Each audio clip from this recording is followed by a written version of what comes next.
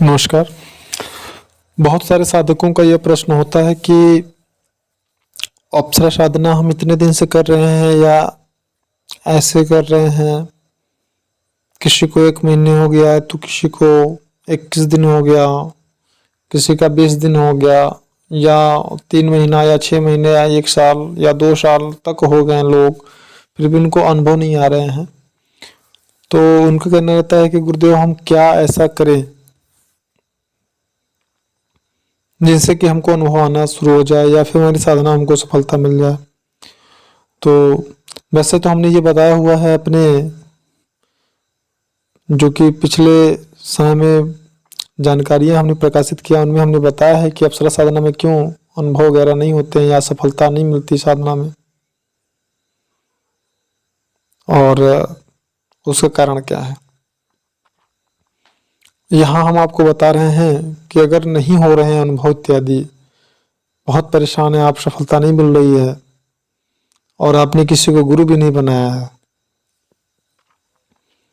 तो कुछ महत्वपूर्ण बिंदु हम आपको बताते हैं जिनको करने से आपको सफलता मिलने की संभावना बन सकती है।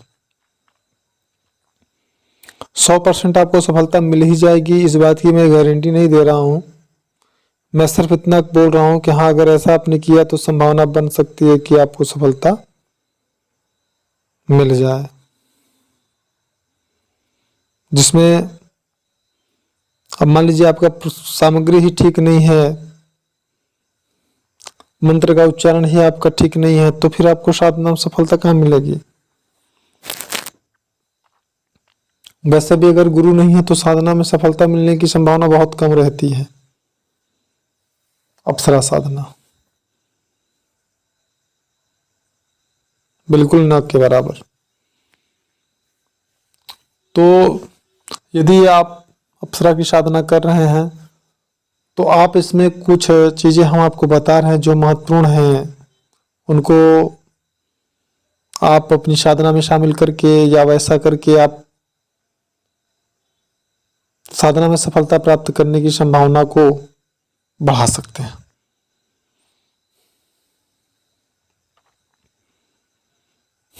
तो सबसे पहले अगर आपको साधना में सफलता नहीं मिल रही है तो जाप करते समय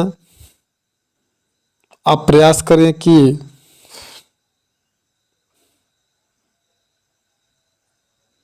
आप एक पैर पर खड़े होकर के 3 माला 5 माला इत्यादि जाप करिए, एक पैर पे खड़े होकर। दूसरा, और ऐसा प्रतिदिन करिए। और दूसरा,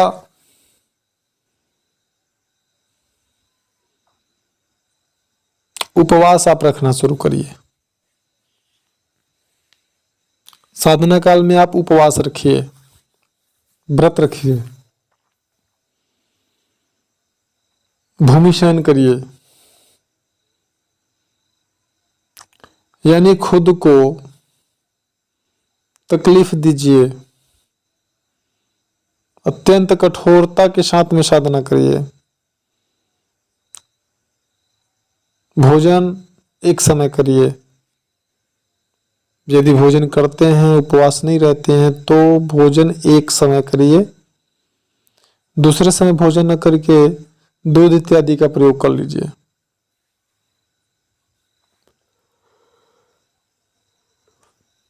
और जिस प्रकार से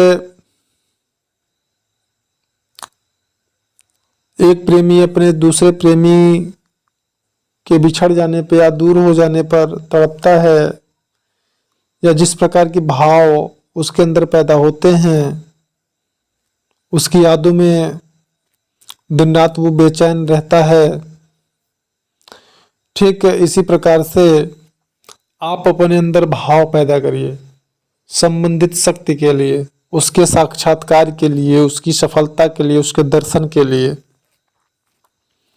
लगातार आपके मन में उस शक्ति के अलावा अन्य किसी दूसरे वस्तु पदार्थ या स्त्री की मन में आपकी आकांक्षा या विचार नहीं चलना चाहिए। उस साधना काल में। और साधना करने के बाद में मोबाइल का प्रयोग बिल्कुल न करें।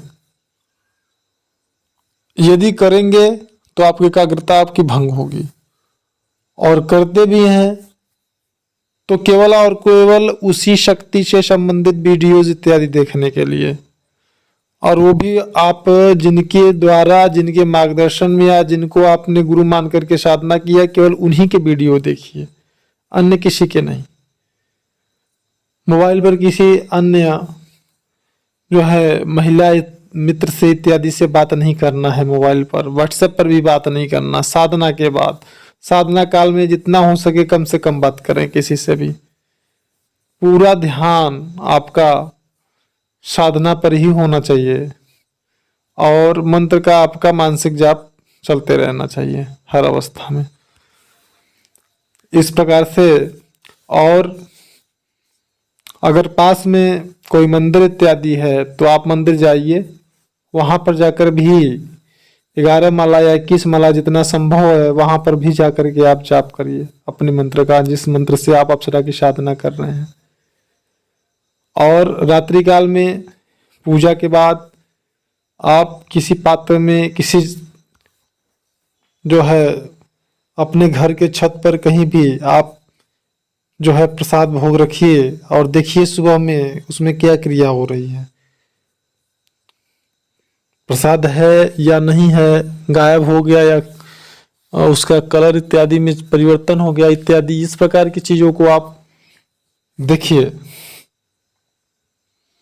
मतलब जितना ज्यादा मजबूत आपका भाव होगा, साधना में सफलता मिलने की संभावना आपकी बढ़ती जाएगी। तो आपके साधना काल में आपकी साधना से महत्वपूर्ण आपके लिए आपकी अन्य कोई इच्छा होनी ही नहीं चाहिए। अगर एक तरीके से देखा जाए तो बस केवल उस शक्ति के साक्षात्कार के अलावा अन्य कोई भाव, अन्य कोई आपकी इच्छा, आकांक्षा साधना काल में नहीं होना चाहिए।